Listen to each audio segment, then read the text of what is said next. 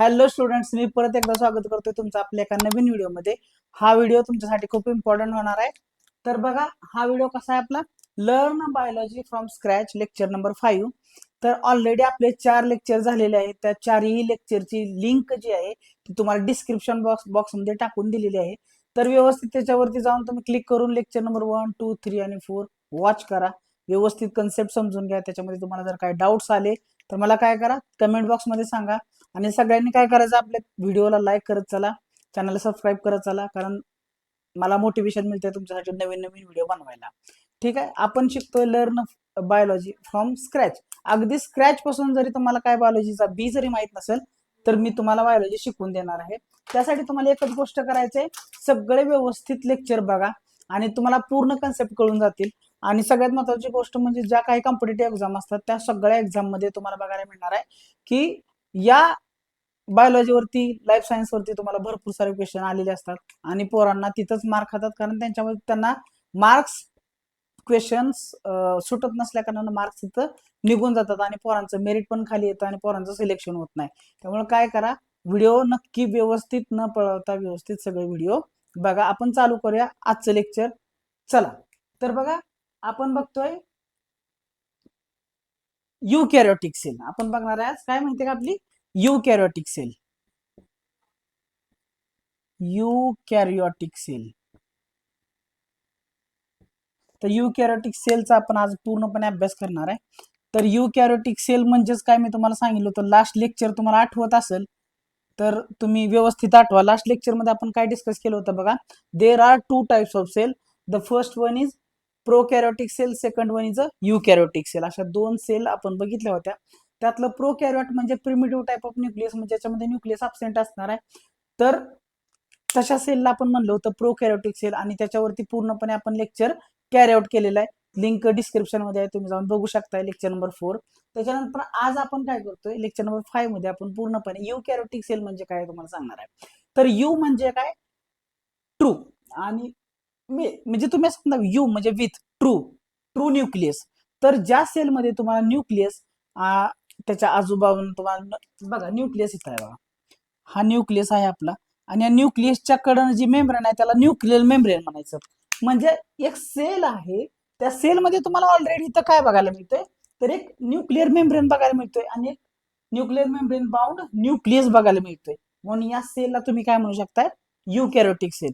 तर प्रोकॅरियोटिक सेल आणि युकॅरियोटिक सेल मध्ये जे काय डिफरन्स आहेत ते पण ऑलरेडी आपण लास्ट लेक्चर मध्ये डिस्कस केलेले आहेत.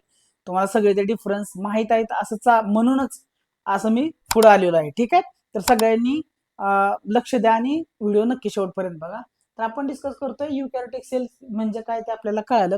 तर या सेलमध्ये तुम्हाला ऑलरेडी एक गोष्ट सांगितली, त्याच्यामध्ये तुम्हाला एक न्यूक्लियस बघायला मिळतो आणि न्यूक्लियस ही एक अशी गोष्ट आहे त्याला आपण सेल ऑर्गेनेल्स म्हणा, पेशी अंगके. हे झालं एक, हे बघा इथं एक झालं. तर अशी भरपूर साऱ्या सेल ऑर्गेनेल्स तुम्हाला बघायला मिळणार आहेत. त्यातलं सेल ऑर्गेनेल्स मध्ये बघा, बाहेरून आपण आज जाऊया. पहिला आहे सेल वॉल बघायला मिळते, त्याच्यानंतर तुम्हाला प्लाझ्मा मेम्ब्रेन बघायला मिळतो, त्याच्यानंतर तुम्हाला गॉल्जी बॉडीज बघायला मिळतात, नंतर तुम्हाला एंडोप्लाझ्मिक रेटिक्युलम बघायला मिळतो. आणि एंडोप्लाझ्मिक रेटिक्युलम परत 2 प्रकारचा असतो. तर एंडोप्लाझ्मिक रेटिक्युलम बघा, एक असतो स्मूथ आणि एक असतो रफ. एक असतो स्मूथ. तर हा जो स्मूथ असतो त्या ER वरती आपल्याला रायबोझोम बघायला मिळत नाही. जसं की समजा इथं मी तुम्हाला सांगतो, इथं आतल्या साईडनं कुठेही रायबोझोम बघायला मिळत नाहीत बघा. समजा इथं जर असे रायबोझोम बघायला मिळाले, इथं रायबोझोम आतल्या साईडनं, कारण रायबोझोम खूप महत्वाचे असतात. रायबोझोम शिवाय प्रोटीन बनू शकत नाहीत. प्रोटीन बनवण्याच्या प्रक्रियेसाठी रायबोझोम गरजेचे असतात. तर असे जर रायबोझोम जर बघायला मिळाले नाहीत तर त्याला स्मूथ एंडोप्लाझ्मिक रेटिक्युलम म्हणायचं. आणि जर आपल्याला असे रायबोझोम त्याच्यावरती बघायला मिळाले, म्हणजे ऑलरेडी हे ER आहे, हे बघा मी असं लाल पेनानं दाखवलेलं आहे तुम्हाला. आणि याच्या आतून जर साईडला आपल्याला काय बघायला मिळाले, रायबोझोम्स बघायला मिळाले, असे रायबोझोम. आता हे रायबोझोम ते म्हणतील सर इकडं रायबोझोम इथं फ्रीली पण अवेलेबल आहेत. येस, रायबोझोम फ्रीली पण अवेलेबल असतात सायटोप्लाझम मध्ये आणि रायबोझोम अटॅच्ड टू ER पण असतात. जर हे अटॅच्ड टू ER वाले जर रायबोझोम असतील तर अशा ER ला आपण काय म्हणणार आहे, अशा ER ला आपण रफ एंडोप्लाझ्मिक रेटिक्युलम असं म्हणतोय.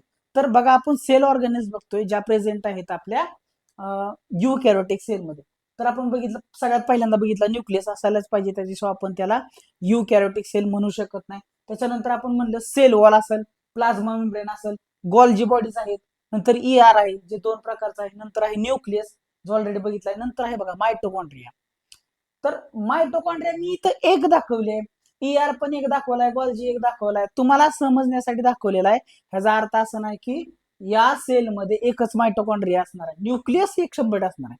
न्यूक्लियस 2 असू शकत नाहीत, असू शकतात कधी, ते पुढचा पार्ट आहे, ते नंतर डिस्कस करणार आपण जेनेटिक्स मध्ये. पण सध्या आपण एक नॉर्मल युकॅरियोटिक सेलचा जर आपण अभ्यास करत असेल तर लक्षात ठेवा की एका सेलमध्ये 2 न्यूक्लियस तुम्हाला बघायला मिळणार नाही. तर त्याला ते ते खूप मोठी गोष्ट आहे, ते नंतर तुम्हाला सांगतो. तुम्ही म्हणा एका सेलमध्ये 2 न्यूक्लियस बघायला मिळतात, पण मिळतात मला पण माहित आहे, पण सध्या तुम्हाला समजण्यासाठी ते गरजेचं नाही. आता सध्या एकच न्यूक्लियस, भरपूर सारे मायटोकॉन्ड्रिया अवेलेबल असू शकतात, 1 ते 40 पर्यंत असू शकतात. नंबर ऑन अँड ऍव्हरेज सांगितलं. ER भरपूर असतं, गोल्जी भरपूर असतं, प्लाझ्मा ब्रेन एकच असतो, सेल वॉल पण ऍक्च्युली सेल वॉल असते ना ती डबल लेअर्ड असते बघा. डबल लेअर्ड जर बोलायचं झालं, अशी सेल वॉल आहे, वरचा एक लेअर आणि खालचा एक लेअर असं डबल लेअर्ड असते. त्याच्यानंतर बघा रायबोझोम्स बघायला मिळतात, फ्रीली असतात, अटॅचड असतात. त्याच्यानंतर तुम्हाला काही लायझोझोम बघायला मिळतात, नंतर पेरॉक्सिझोम असतात. अशा भरपूर साऱ्या सेल ऑर्गॅनिल्स आहेत, त्याचा आपण अभ्यास याच लेक्चर सिरीज मध्ये करणार आहे. त्यातलं मी तुम्हाला पहिल्यांदा काय बघणार आहे, पहिल्यांदा तुम्हाला मी शिकवणार आहे सेल वॉल. आणि एवढ्या सगळ्या सेल ऑर्गॅनिल्स प्रेझेंट असल्यामुळेच ना या सेलला काय म्हणणार आपण, युकॅरियोटिक सेल असं म्हणत असतो. ठीक आहे, मला जर तुम्हाला काय समजलं नाही तर मला कमेंट बॉक्स मध्ये नक्की विचारत चला, कारण आपण डिस्कस काय करायला लागलोय आज, सगळ्यात महत्वाची गोष्ट दॅट इज युकॅरियोटिक सेल. बरोबर आहे. तर सगळ्यांना आतापर्यंत काय अडचण असेल तर प्लीज मला कमेंट बॉक्स मध्ये कळवा. त्यातला पहिला जो कंपोनंट आहे तो सगळ्यात पहिला कंपोनंट जो महत्वाचा आहे तो आपण शिकणार आहे, दॅट इज पहिली सेल वॉल. आता सेल वॉल शिकायच्या आधी पण मी तुम्हाला 3 गोष्टींमधला फरक सांगतो. 3 गोष्टी म्हणजे काय काय तुम्हाला सांगतो. आता अजून एक नाव लिहायचं राहिले, ते मी इथे लिहितो. हे जे जेली लाईक मटेरियल बघायला मिळतं त्याला आपण म्हणणार आहे सायटोप्लाझम. आता हे सायटोप्लाझम मी लिहिले इथं, पण इथं बघा अजून एक गोष्टी लिहिल्यात बघा मी. एक आहे सायटोसोल, सेल ऑर्गेनेल्स आणि एक आहे न्यूक्लियस, आणि ते काय बघा प्रोटोप्लाझम. ह्यातला तर तुम्हाला न्यूक्लियस माहित आहे, न्यूक्लियस म्हणजे काय. परत एक टर्म आहे प्रोटोप्लाझम, दुसरी एक टर्म आहे सायटोसोल, तिसरी एक टर्म आहे सेल ऑर्गेनेल्स, हे पण तुम्हाला माहित आहे, सेल ऑर्गेनेल्स पण माहित आहे. आणि अजून मी एक टर्म ऍड केली दॅट इज सायटोप्लाझम. म्हणजे या सगळ्यांमधला फरक मी तुम्हाला समजावून सांगतो. ऑलरेडी तुम्हाला सायटोप्लाझम म्हणजे, प्रोटोप्लाझम म्हणजे आणि सायटोसोल म्हणजे, याच्या बाबतीत आपण एक सेपरेट व्हिडिओ बनवला आहे, त्याची पण लिंक मी डिस्क्रिप्शन बॉक्स मध्ये देतो. पण तुम्हाला इथे थोडक्यात समजावून सांगतो म्हणजे काय. तर न्यूक्लियस आणि सेल ऑर्गेनेल्स म्हणजे तुम्हाला माहित आहे, न्यूक्लियस म्हणजे हे सेंटरला सेलच्या जे बघायला मिळतं त्याला आपण काय म्हणतो, न्यूक्लियस. सेल ऑर्गेनेल्स म्हणजे एखाद्या सेलमध्ये जी पेशी अंगके जे साईडला ER, गोल्जी, मायटोकॉन्ड्रिया, रायबोझोम, लायझोझोम हे जर बघायला मिळतात त्यांना आपण सेल ऑर्गेनेल्स म्हणतो. आता फरक तुम्हाला सांगतो सायटोप्लाझम, प्रोटोप्लाझम आणि सायटोसोल मधला. तर सायटोसोल म्हणजे सांगतो तुम्हाला, हा आहे प्लाझ्मा मेम्ब्रेन आपला, आणि या प्लाझ्मा मेम्ब्रेनच्या आत जे जेली लाईक मटेरियल तुम्हाला बघायला लागतं, वॉटरी सबस्टन्स जो बघायला मिळतो, फक्त वॉटरी सबस्टन्स, त्या वॉटरी सबस्टन्सला आपण काय म्हणणार आहे, दॅट इज सायटोसोल. सोल, सायटोसोल. आता या सायटोसोल फक्त वॉटर, या बाकीच्या ज्या आतल्या सेल ऑर्गेनेल्स आहेत बघा, या ही सगळी ही ER असू द्या, गोल्जी असू द्या, न्यूक्लियस असू द्या, मायटोकॉन्ड्रिया असू द्या, सगळ्या सेल ऑर्गनली सोडून द्यायच्या, काय घ्यायचं नाही, फक्त वॉटरी फ्लुइड. हे जे मी कलर करत आहे, हे जे कलर करत आहे ते कलर केलेलं material without the cell organelles त्याला काय म्हणायचं आपल्याला, सायटोसोल म्हणायचं. आणि या सायटोसोल मध्ये आता काय मिसळायचं, सेल ऑर्गेनेल्स मिसळायच्या. तात्पुरत्या ह्याला ठेवा, ह्याला बंद करून ठेवा. आता सायटोसोल मध्ये सेल ऑर्गेनेल्स मिसळल्या की काय बनला आपला, सायटोप्लाझम बनला बघा. बरोबर आहे. पहिल्यांदा म्हणून तर म्हणलं तुम्हाला मी, बघा इथे दाखवतो.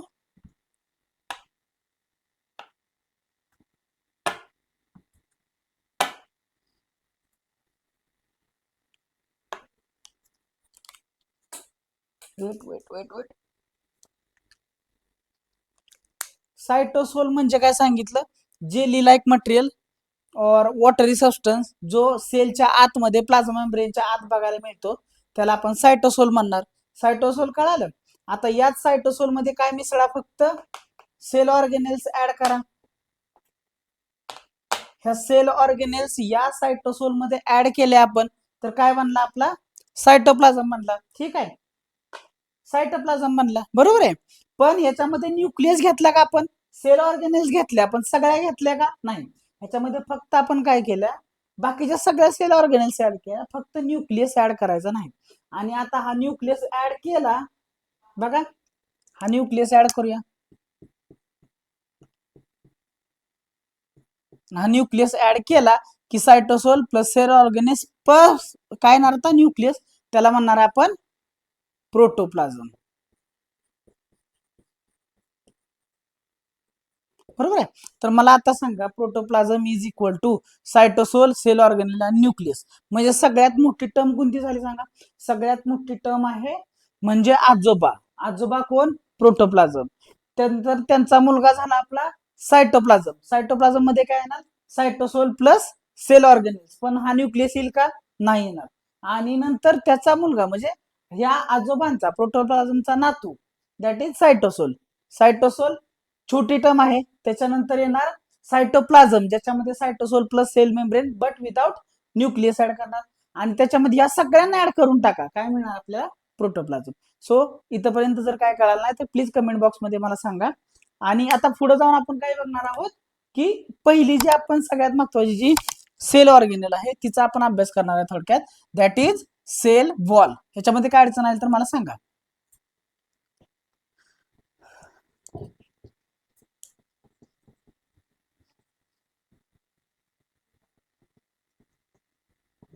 तर पहिली सेल ऑर्गेनेल जी आहे तिचा अभ्यास करण्यासाठी आपण पहिल्यांदा काय करूया, सेल वॉल असं नाव देऊया इथं. Cell wall which is rigid in nature, rigid and protective in nature, rigid and protective in nature, and it gives protection to inner material which is present inside to the cell wall. Cell वॉलच्या आतच्या साईडला जे काही material present आहे, cell membrane असू द्या, sale organelles असू द्या, न्यूक्लियस असू द्या, त्याला एक रिजिडिटी प्रोव्हाइड करणं, त्याला सपोर्ट प्रोव्हाइड करणं, त्याला त्याला प्रोटेक्टिव्ह कव्हर प्रोव्हाइड करणं, हे काम कोणाचं आहे, आपल्या सेल वॉलचं काम आहे. ठीक आहे. सेल वॉल हा डबल लेअर असतो. कसा असतो आपला, डबल लेअर्ड असणार, लक्षात ठेवा. Cell wall it is a double layered. इथपर्यंत कळालं.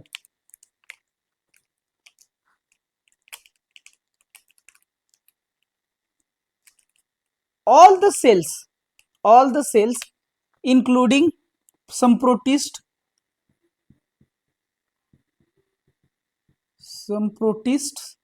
plants, fungi, यांच्यामध्ये काय बघायचं, या सगळ्यांच्या सेल मध्ये तुम्हाला सेल वॉल बघायला मिळते बघा. बरोबर आहे. सम प्रोटिस्ट आले, त्याच्यानंतर आले आपले प्रोटिस्ट आल्यानंतर फंजाय, प्लांट, या सगळ्यांच्या तुम्हाला काय बघायला मिळते, या सगळ्यांच्या अराउंड तुम्हाला सेल वॉल बघायला मिळते. बरोबर. आलगी जे असतात त्यांच्यामध्ये तुम्हाला काय बघायला मिळतं बघा, algae show presence of cellulose, galactans, mannans and minerals like calcium carbonate in cell wall. तर algae जे असतात का नाही, algae, आता समजा अल्गल सेल आहे एक, आणि या सेलच्या सराउंड तुम्हाला काय बघायला मिळते, सेल वॉल बघायला मिळते. अशी जी सेल वॉल बघायला मिळते, तर cell wall it is made up of cellulose न बनलेली असती. Mannans, pectins, minerals like calcium carbonate. तर असं तुम्हाला अल्गीच्या याच्यामध्ये तुम्हाला बघायला, अल्गीचे सेल जे असतात, अल्गी, बरोबर. तर algae show the presence of cellulose, galactans, mannans, minerals like calcium carbonate. म्हणजे सेल वॉल मध्ये तुम्हाला बघा cellulose, mannan, pectin, minerals like calcium carbonate अशा सारख्या मटेरियल तुम्हाला सेल वॉल मध्ये गेलेल्या दिसतात. सेल वॉल मध्ये डिपॉझिट झालेलं दिसतं तुम्हाला त्याचं. ठीक आहे. त्याच्यानंतर बघा in other plant it is made up of hemicellulose, pectin, lipid and proteins. आता नॉर्मल जे प्लांट्स असतील, नॉर्मल प्लांट्स मध्ये तुम्हाला काय बघायला मिळणार? नॉर्मल प्लांट्स मध्ये तुम्हाला बघायला मिळणार cellulose, hemicellulose, lectin, sorry pectin, protein and lipids. तर तुम्हाला हे झालं अल्गीच्या बाबतीत. अल्गीची जी सेल वॉल असते, algal cell wall show the presence of cellulose, mannans, pectins, minerals like calcium carbonate, and normal plant cells shows the presence of cellulose, hemicellulose, pectin, proteins and lipids. ठीक आहे. आणि तुम्हाला अजून काही गोष्टी बघायला मिळतात. तुम्हाला जर ग्रास माहित असेल, ग्रास, तर ग्रासचे जे स्टेम असतं त्याची जे सेल वॉल असते, ग्रास म्हणजे गवत, गवतचं स्टेम मध्ये भरपूर सेल्स असणार आणि त्या सेल्सच्या सेल वॉल मध्ये डिपॉझिशन बघायला मिळतं तुम्हाला.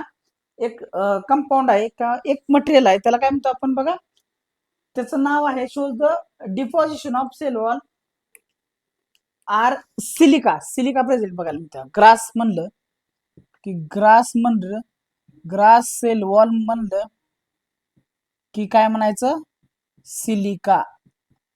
काय म्हणायचं, सिलिका. हे पण लक्षात ठेवा, हे पण महत्वाची टर्म आहे. तर ग्रासची जी स्टेम असतं त्या स्टेम मध्ये भरपूर सारे सेल्स असणार आणि त्या सेल्सची जी सेल वॉल असते त्याच्यामध्ये तुम्हाला कसं डिपॉझिशन बघायला मिळतं, सिलिका. हा तुम्हाला एमसीक्यू साठी खूप इम्पॉर्टंट क्वेश्चन आहे.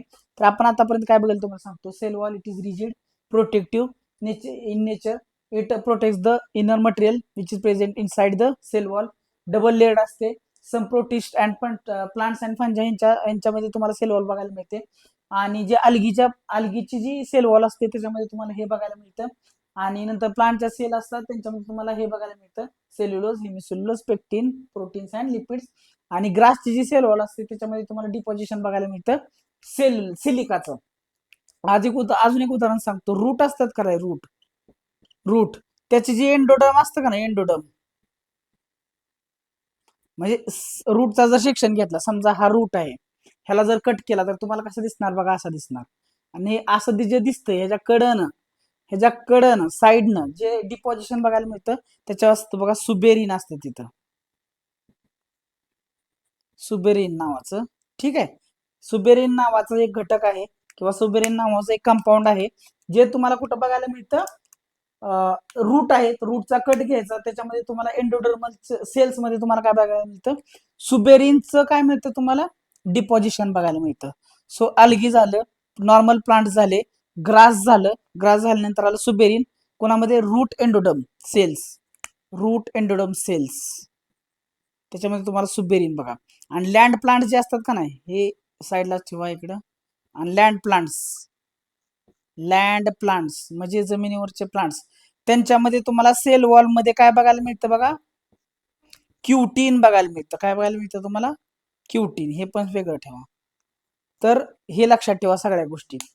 It is rigid, protective nature, provide support to the inner things, double layered असते. सम प्रोटिस्ट, प्लांट्स आणि फंजामध्ये तुम्हाला सेल वॉल बघायला मिळते. अल्गीमध्ये जे, आता हे अल्गी कुठून आले तर प्लांटचाच भाग आहेत ना अल्गी. आता अल्गीमध्ये तुम्हाला सेल वॉल मध्ये काय काय बघायला मिळतं, सेल्युलोज, मॅनन्स, हे काय आहे, pectins, minerals like calcium carbonate असं बघायला मिळतात.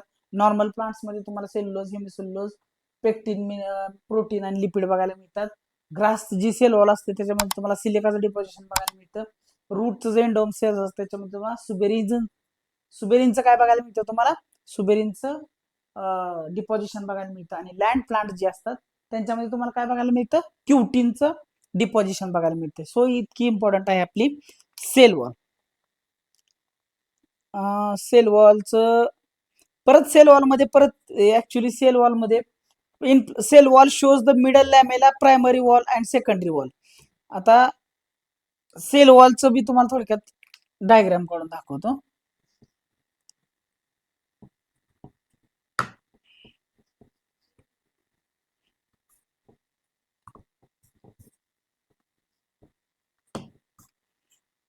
आता समजा 3 लेअर काढूया आपण, 1 2 आणि 3. ऍक्च्युली डबल लेअरच असते. आता इथं लेअर दिसत नाही, तुम्ही कसं म्हणणार आता ह्याला, हे असं असणार असं, आणि ह्याला म्हणायचं मिडल लॅमेला.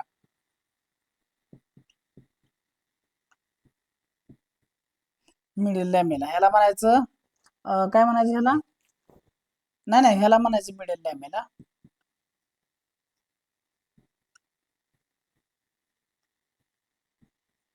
ह्याला म्हणायचं प्रायमरी वॉल, आणि ह्याला म्हणायचं सेकंडरी वॉल.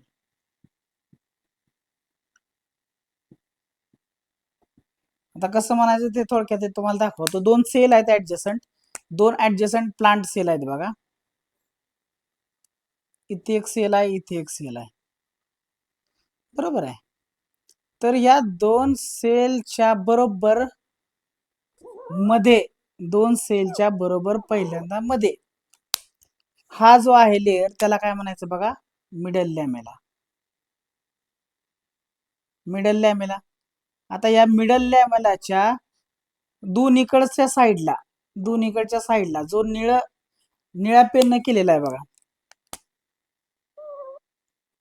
हे वालं आणि हे वालं, त्याला काय म्हणणार तुम्ही, प्रायमरी वॉल.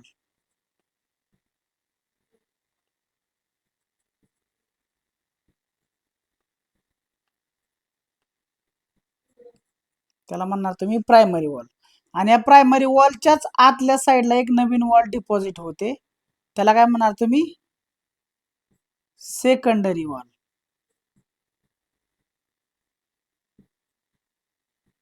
2 सेलच्या प्रेझेंट मध्ये आहे म्हणून त्याला काय म्हणणार तुम्ही, हा वाला, हा वाला, त्याला काय म्हणणार आपण, मिडल लॅमेला.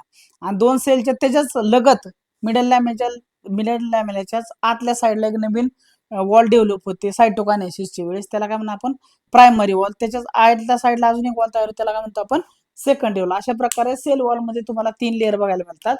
तर पहिला येतो middle lamella. It is the thin and lies between 2 adjacent cell. It is the first structure formed from the cell plate during the cytokinesis.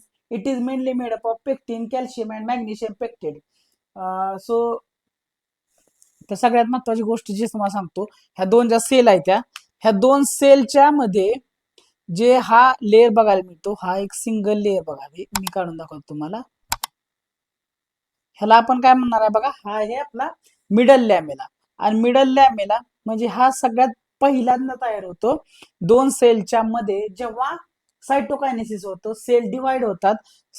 आधी कॅरिओकायनेसिस होतं, मग सायटोकायनेसिस होतं. हे आपण जेव्हा जेनेटिक्स शिकणार आहे, सेल डिव्हिजन शिकणार आहे, त्यावेळेस सांगतो तुम्हाला. पण तुम्हाला बऱ्याच जणांना जर माहित असेल तर सायटोकायनेसिस म्हणजे कॅरिओकायनेसिसच्या नंतर, न्यूक्लियसच्या डिव्हिजन नंतर सायटोप्लाझमचं जेव्हा डिव्हिजन होतं, तेव्हा पहिल्यांदा काय तयार होतो, मिडल लॅमेला तयार होतो. आणि हा मिडल लेअर जो लॅमेला तयार होतो, तो 2 सेलच्या बरोबर मध्ये ऍडजसंट असा असतो, म्हणून त्याला काय म्हणतो, त्याला आपण म्हणतो मिडल लॅमेला. आणि middle lamella it is made up of pectin. It is made up of pectin. कशानं, पेक्टिन नंतर magnesium pectate. So pectin, calcium आणि मॅग्नेशियम पेक्टेट न बनलेला असतो हा मिडल लॅमेला. आणि जेव्हा एखादं बघा फ्रूट पिकत असतं, तर ह्या वॉलचं काय होतं, डिग्रेडेशन होतं पेक्टिनिजमुळं, आणि काय होतं, फ्रूट पिकतं. म्हणून बघा, फ्रूट पिकतं म्हणजे फ्रूट पहिल्यांदा कच्चं असतं, फ्रूट नंतर पिकतं बघा, राईप होतं. तर रायपनिंग हे पेक्टिन डिग्रेड झाल्यामुळं, 2 सेलच्या मध्ये पेक्टिन डिग्रेड झाल्यामुळे सेलवर फळ असतं ते आपलं राईप होत असतं, रायपनिंग ऑफ फ्रूट. तर लक्षात ठेवा, ripening of fruit it is due to solubilization of pectin. Solubilization म्हणजे हे निघून जाणार. आता हे फ्रूट पिकलेलं आहे, आणि आपण जर आपण मधून जर रेष काढली, तर ह्याला काय म्हणू शकतो आपण, इथून हे फ्रूट अजून कच्चं आहे, कारण इथं पेक्टिन अजून आहे, आणि पेक्टिन नसेल तर पिकलेलं फ्रूट. आता प्रायमरी वॉल बघा, in the young plant cell it is capable of growth. It laid inside the middle lamella. It is the only wall seen in meristematic tissue, mesophyll and pith. म्हणजे मग सांगले तुम्हाला, पहिल्यांदा जी wall तयार होती त्याला आपण काय म्हणणार आहे, मिडल लॅमेला. आणि मिडल लॅमेलाच्याच साईडला जी पहिली वॉल तयार होते, त्या पहिल्या वॉलला आपण म्हणणार आहे प्रायमरी वॉल जेव्हा सेल लहान असते अजून, म्हणजे सेल अजून ग्रोथ व्हायचे, तेव्हा तुम्हाला हा वॉल लेअर बघायला मिळतो. आणि मेरिस्टेमॅटिक किंवा पिथ सेल्स जे असतात, मेरिस्टेमॅटिक टिश्यू, या ज्या सेल्स असतात त्यांच्यामध्ये तुम्हाला प्रायमरी वॉल बघायला मिळते. ठीक आहे. आता बघा, त्याच्यानंतर बघणार आहे आपण secondary wall. It is present inner to the primary wall. Once the growth of the primary wall stop, secondary wall is laid. At the some places thickening is absent, which leads to the formation of pits. बघा, महत्वाची गोष्ट सांगतो तुम्हाला. तर पहिल्यांदा जो middle लॅमेला होता, बरोबर, हा पहिला लेअर पहिल्यांदा तयार झाला. तो कशाने बनलेला आहे? पेक्टिन, कॅल्शियम आणि मॅग्नेशियम पेक्टेटनं बनलेला आहे. ते सगळं मी तुम्हाला सांगितलं. सायटोकायनेसिस त्यानंतर पहिल्यांदा जो मिडल लॅमेला तयार झाला, बरोबर आहे. सेल अजून लहान आहे, पहिल्यांदा तयार झाला मिडल लॅमेला. त्याच्यानंतर दुसरा लेअर, म्हणजे अजून सेल लहान आहे, अजून तिची ग्रोथ व्हायची आहे, अजून वेळ आहे तिला. तर पहिली जी वॉल टाकली जाते, ती पहिली वॉल मी तुम्हाला मार्क घालून दाखवतो बघा. ही जी पहिली वॉल आहे, आता ह्या सेलसाठी ही पहिली वॉल, ही वेगळी सेल आहे, ही सेल वेगळी आहे. दोन सेलच्या मधला लेअर दाखवण्यासाठी मी दोन सेल काढलेले आहेत. त्यातली पहिली वॉल आहे ती काय झाली? Primary wall. सेल अजून लहान आहे, अजून वाढायचे आहे. तर मेरिस्टेमॅटिक टिश्यू असतो का ना, मेरिस्टेमॅटिक टिश्यू मध्ये तुम्हाला ग्रोथ दिसते बघा, कारण अजून सेल लहान असते. सेल डिव्हिजन मोठ्या प्रमाणावर चालतं, आणि सेल डिव्हिजन झाल्यामुळे जी पहिली जी वॉल टाकली जाते, पहिली वॉल जी टाकली जाते, त्या वॉलला काय म्हटलं जातं? Primary wall. आणि पूर्ण सेलची वाढ झाली, आता सेल वॉल स्टॉप झाली, त्याच्यानंतर जी दुसरी वॉल टाकली गेली बघा, अशी आतल्या साईडला, त्या आतल्या साईडला जी वॉल टाकली तिला म्हणायचं सेकंडरी वॉल. आणि ही सेकंडरी जी वॉल असते का नाही, पूर्ण सेलची ग्रोथ स्टॉप झालेली असते, तेव्हा ही सेकंडरी वॉल टाकली जाते, बरोबर आहे. Which is laid at some places. काय काय वेळा काय होतं माहिती आहे का, याच्यामध्ये तुम्हाला काय बघायला मिळतात? याच्यामध्ये तुम्हाला असे ओपनिंग बघायला मिळतात. ह्याला पिट्स म्हणायचं. काय म्हणायचं ह्याला? पिट्स. कधी कधी इथं डिपॉझिशन नीट होत नाही, आणि त्याच्यामुळे काय होतं बघा, इथं तुम्हाला काही जागा स्लिट्स बघायला मिळतात, त्याला आपण काय म्हणणार आहे? पिट्स असं म्हणतो बघा. Plasmodesmata are cytoplasmic bridges between the neighbouring cells which shows the pores between primary cell wall and middle lamella. तर ऍक्च्युली प्लाझ्मोडेस्माटा बघा, काय काय वेळा काय होतं की ह्या दोन सेलच्या मध्ये तुम्हाला देवाणघेवाण करण्यासाठी तुम्हाला काही जागा मोकळ्या दिसतात बघा. Middle middle lamella, primary wall, ह्याच्या थ्रू काहीतरी तुम्हाला जागा, मटेरियल या सेल मधलं त्या सेलमध्ये, त्या सेल मधलं या सेलमध्ये ट्रान्सफर करण्यासाठी तुम्हाला जागा प्रोव्हाइड केली जाते. त्याला आपण काय म्हणतो? प्लाझ्मोडेस्माटा. आणि पिट्स कशाला म्हणायचं? सेकंडरी वॉल मध्ये तुम्हाला काही स्लिट्स बघायला मिळतात सेकंडरी वॉल मध्ये, त्याला पिट्स म्हणायचं. PITS, PITS. ठीक आहे, इथपर्यंत कळलं. सो आपण आज शिकलोय आपली सेल वॉल. त्याच्या आपण आधी शिकलो, पूर्णपणे डायग्राम काढून शिकलो की युकॅरियोटिक सेलला काय म्हणायचं. युकॅरियोटिक सेल का, तर तिच्यामध्ये न्यूक्लियस आहे, प्लस तिच्यामध्ये बाकीच्या सेल ऑर्गेनेल्स आहेत, ATS टाइप ऑफ रायबोझोम आहे. हे सगळं आपण डिस्कस केलं. त्याच्यानंतर आपण हे पहिला इम्पॉर्टंट पॉईंट आहे त्याची सेल वॉल डिस्कशन केलं. सेल वॉल मध्ये तुम्हाला मी सांगितलं की सेल वॉल रिजिड असते, प्रोटेक्टिव्ह असते. त्याच्यानंतर made up of two laid म्हणा, थ्री लेड म्हणा, थ्री लेड म्हणा. ठीक आहे, three laid, that is middle lamella, primary wall आणि सेकंडरी वॉल.